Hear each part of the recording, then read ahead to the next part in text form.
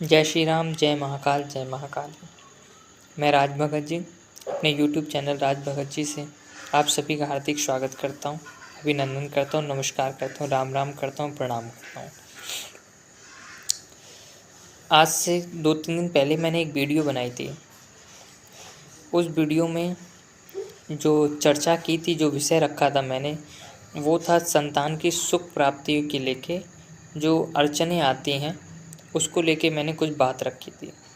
लेकिन उसी में मैंने एक टॉपिक भी रखी थी, एक आखिरी बात मैंने रखी थी जिसके ऊपर मैंने कहा था कि मैं अगली वीडियो सिर्फ़ और सिर्फ उसी के ऊपर बनाऊंगा और बहुत इम्पोर्टेंट बात होने जाएगी वो।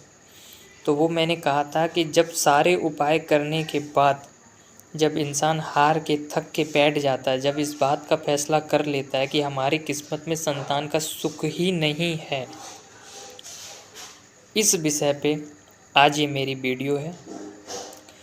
इस परेशानी में जूझ रहे जो भी हमारे भाई बहन शादीशुदा जोड़ा हैं, उन लोगों के लिए बहुत महत्वपूर्ण वीडियो होने जा रही है। बहुत इम्पोर्टेंट वीडियो है। इससे आपको बहुत बड़ा सबक मिलने जा रहा है, बहुत बड़ा आपके लिए उपाय है ये वीडियो।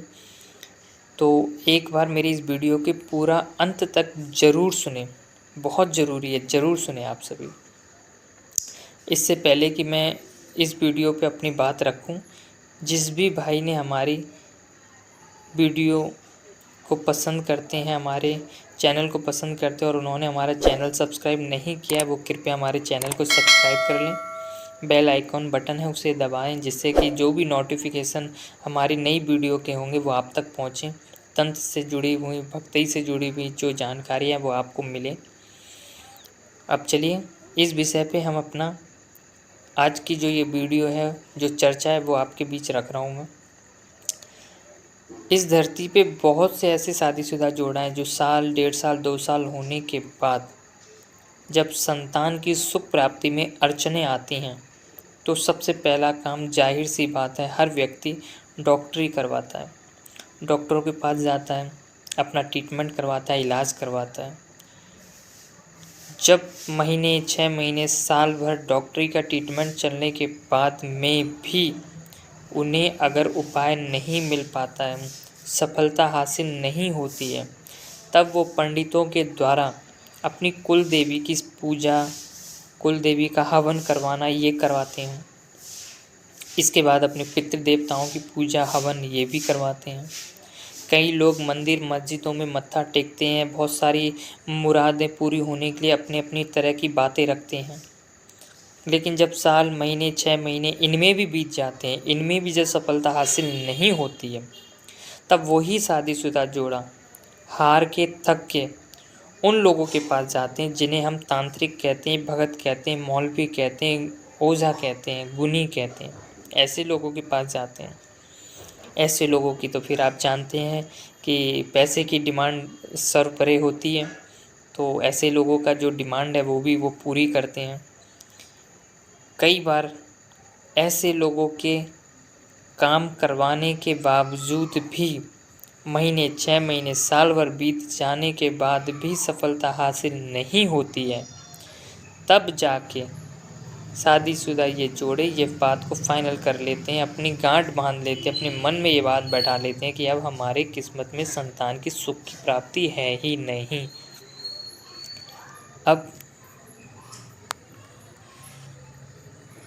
बात कहाँ आ जाती है कि है ही नहीं, क्यों नहीं? ट्रीटमेंट करवाया डॉक्टर से, अपनी कुल देवी पितरों को भी मनाया, हवन पूजा कराई, तांत्रिकों के द्वारा, तंत्र मंत्र के द्वारा भी उपाय किया। फिर वजह क्या है, पूरी वीडियो सुनिएंगे, बहुत महत्वपूर्ण आपको जानकारी दे रहा हूँ। कहीं ना कहीं हर व्यक्ति ये जानता है कि ये जन्म जो हमें मिला है, मुझे पता है मैंने अच्छा किया या बुरा किया, हर व्यक्ति जानता है। लेकिन पिछला जन्म में हमने क्या किया, क्या नहीं किया, ये हर कोई नहीं जानता। ये बात हर कोई नहीं जानता। कुछ इंसान के पाप ऐसे होते हैं, वास्तव में ये सत्य है, कुछ इंसान के पाप ऐसे होते हैं जो पिछले जन्म में वो करके आया होता है, लेकिन वो पाप इतना बड़ा होता है कि उसकी भरपाई पूरी नहीं हो पाती है, तो उसे ये जन्म फिर दोबारा मिलता है।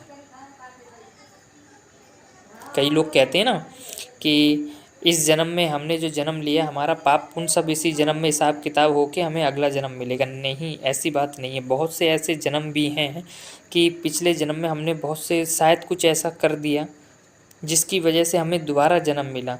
लोगों के मन में ये भी बात आ रही होगी कि जब हमने इतना बड़ा पाप किया तो हमें भगवान ने फिर दोबारा क्यों जन्म दिया। दोबारा इसलिए जन्म दिया कि आप उस पाप से किसी भी तरह मुक्त हो जाओ, वरना हर जन्म ऐसे ही दद्दर की ठोकरें खाते रहोगे। आपके पाप को मुक्त करने के लिए आपको दोबारा जन्म दिया मिला है। और आपको याद रहे, मैं क्षमा चाहता हूँ, थोड़ी सी इसमें अंधेरा वगैरह हो रहा होगा क्योंकि मेरे पास इतनी सुविधाएं नहीं हैं जो कि मैं अपनी वीडियो को उस तरीके से बना सकूं। तो जो भी जैसे भी सिंपल तरीके से बना रहा हूँ, इसके लिए क्षमा चाह रहा हूँ। तो मेरा कहने का मतलब ये है कि ज़रूरी नहीं है ये आप जो बात अपने मन में सोच लेते हो कि अगर पिछले जन्म में हमने पाप किया था तो भगवान हमें इस बार जन्म क्यों दे रहा है। ये तो ज़्यादातर लोगों के माइंड में बात आ जाती है, लेकिन ये भी तो है बात कि आपको ईश्वर ने इसलिए जन्म दिया है कि आप उस पिछले जन्म के पाप को इस जन्म में कुछ ऐसा करो जिसके वो पाप मिट जाए, वो पाप से आप उद्धार हो जाओ। वरना हर जन्म आपको ईश्वर देगा और इसी तरह तड़पाएगा। जैसे आपको संतान की सुख प्राप्ति नहीं हो रही है, इससे भगवान आपको ठोकर खिला के ये बताना चाहता है कि आपने कुछ गलतियां की हैं, उसका परिणाम है ये, और उस गलतियों को कैसे सुधारा जाए ये सोचना है आपको। इसलिए इस तरह की समस्याएं ईश्वर आपके सामने खड़ी करता है, लेकिन इंसान समझ नहीं पाता। जब संतान की सुख प्राप्ति में अड़चनें आने लगती हैं तो इंसान का ईश्वर से भी विश्वास उठता है, देवी देवताओं से भी विश्वास उठ जाता है। कहीं ना कहीं कई इंसान जो हैं अपने घर के मंदिरों से भगवान को बाहर निकाल देते हैं, मंदिरों में जाना छोड़ देते हैं, इनकी पूजा अर्चना करना छोड़ देते हैं। इससे तो आपने जो पाप किया था वो तो है ही है, और एक पाप आपने अपने सर लाद लिया, 2 पाप लाद लिए। अब इसी पे एक कहानी आपको बताता हूँ। एक व्यक्ति था, शादीशुदा जोड़ा, 2-3 साल हो गए शादी हुए, लेकिन बच्चे की संतान की सुख प्राप्ति नहीं हो पा रही थी और सारे काम करा लिए, डॉक्टरी, अपने कुल देवी देवताओं के हवन पूजा, पितरों की हवन पूजा, तंत्र विधि विधा जो भी है सारे काम करा लिए। वो थक के हार के बैठ गया। फिर उसने क्या किया, अपने छोटे भाई और उसकी पत्नी जो थी उनके एक साथ जुड़वा बच्चे हुए थे, तो उनमें से उसने एक बच्चे को 1.5-2 साल का जब वो बच्चा हुआ उसने वो गोद ले लिया। अब गोद लेने के बाद वो पालन पोषण करने लगे। 1.5-2 साल बीतने के बाद, 1.5-2 साल जब बीत गए तो 1.5-2 साल बीतने के बाद उसके रोजी रोजगार में अड़चन रुकावट, तमाम समस्याएं उसे झेलनी पड़ रही थी। तो जब वो अपनी इन समस्याओं का हल निकालने के लिए आया, जब उसके विषय में जांच ली गई, तब उससे पूछा गया कि रोजी रोजगार के साथ एक समस्या है आपकी, वो है संतान की सुख की प्राप्ति की। कि हाँ, तो आपकी गोद में जो बच्चा है कि ये किसका है, कि ये मेरे छोटे भाई का है, उनकी वाइफ के जुड़वे बच्चे हुए थे, मैंने एक बच्चा ले लिया।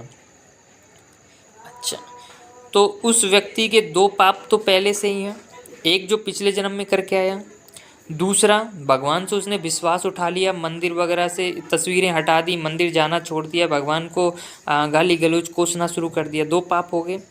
तीसरा पाप, उसने उस बच्चे को गोद लिया जिसके माँ बाप अभी जिंदा हैं। एक नन्हे बच्चे को एक माँ से अलग करना, एक पिता से अलग करना, ये भी पाप है। 3 पाप उस व्यक्ति ने किए। ईश्वर ने उसे ठोकर खिलाई कि सबक सीख समझ, वो समझा नहीं। 1 पाप की जगह 2 पाप लाद लिए, 2 पाप से 3 पाप लाद लिए, और गोद में बच्चा तो ले लिया, लेकिन अब रोजी रोजगार में अड़चने आ गई उसकी। अभी फिर भगवान ने उसे ठोकर खिलाई कि यहाँ सबक मिले उसको। यहाँ क्या किया कि अब उसकी जब बुद्धि काम नहीं करने लगी तो फिर हम जैसे के पास आया। जब उसकी सही तरीके से मैंने बातें सुनी, उसको मैंने समझाया कि ये 3 पाप आपके सर पे चढ़ चुके हैं, इसका उद्धार होने का तरीका आपको बताता हूँ, अगर मानो तो, वरना सारा जीवन ऐसे बीत जाएगा और फिर दोबारा अगर जन्म मिला उसमें भी ऐसी दद्दर की ठोकर खाओगे आप। तो उसने कहा उपाय बताइए। मैं पहला उपाय तो ये कि ये बच्चा जिसका है उसको वापस कीजिए। आपने बहुत बड़ा पाप किया है, एक माँ बाप जो जिंदा हैं उसके बच्चे को आपने उनसे अलग कर दिया अपनी खुशी के लिए, ये बहुत बड़ा पाप है। ये बच्चा आप वहीं वापस कीजिए। अगर आप अपनी संतान की सुख की प्राप्ति चाहते हो, रोजी रोजगार में बरकत चाहते हो, इस जीवन से जो पाप आपके सर पे उससे उद्धार चाहते हो, तो उसका आपको एक तरीका बता रहा हूँ। वो तरीका ये है कि आप किसी अनाथ आश्रम से एक बच्चे को गोद ले लीजिए। एक अनाथ आश्रम से एक बच्चे को गोद ले लीजिए, चाहे वो साल का हो, चाहे 2 साल का हो, चाहे 3 साल का हो। ऐसे बच्चे को जिसके माँ बाप नहीं है, ऐसे बच्चे को अगर आप गोद लोगे, उसे एक माँ बाप का प्यार दोगे, उससे आप अपना नाम दोगे, तो मैं ये वादा करता हूँ कि ईश्वर भी अगर आपसे क्रोधित है, ईश्वर ने भी अगर आपके ऊपर लिख रखी है कि आपको इतना पाप झेलना है, ऐसे बच्चे को अगर आप गोद ले लोगे तो उस पाप से आप मुक्त हो जाओगे।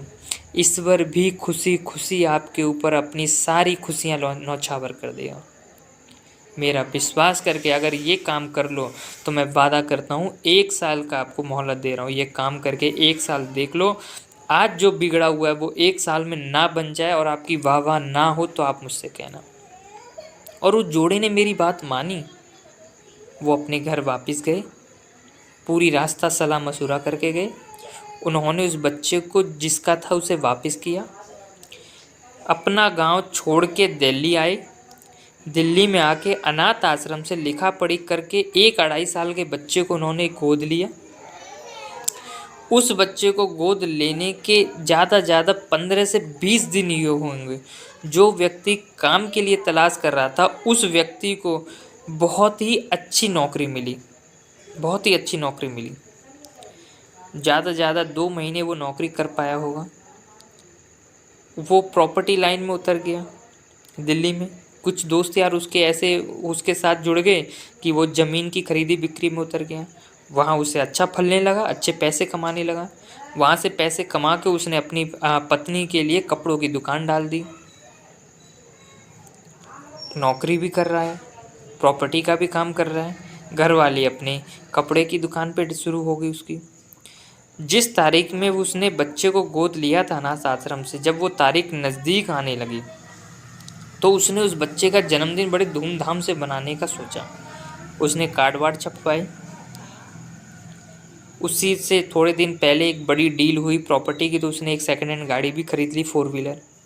तो वो उस 4 व्हीलर गाड़ी में अपनी पत्नी और बच्चे को लेके गांव गया, अपने नाते रिश्तेदारों को निमंत्रण दिया। उसने कार्ड वार्ड बांटे तो नाते रिश्तेदार बड़े हैरान कि भाई ऐसा इसके 1 साल में क्या चमत्कार हो गया। गाड़ी में आया, फल फूल रहा है, अच्छे कपड़े पहन रहा है, गोरा चिट्टा शरीर सही हो गया इसका।